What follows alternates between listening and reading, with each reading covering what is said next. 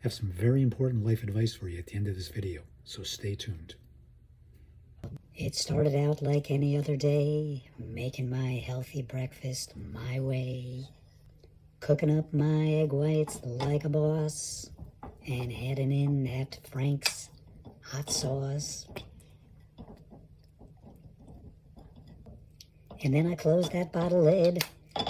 Oh, what the hell did I did? Now I got hot sauce in my eye, and I'm gonna die. Because I'm a hypochondriac and I got hot sauce in my eye, it's going to roll back and it's going to get to my brain and it's going to burn my brain out because, well, that's the way I think. So when operating hot sauce, make sure to wear safety goggles. Unless you want to be a pirate. Peace, love, laughter. Frank's. I put that shit on everything. Except my eyeball. Not good there. See, I told you it'd be important life advice. You're welcome.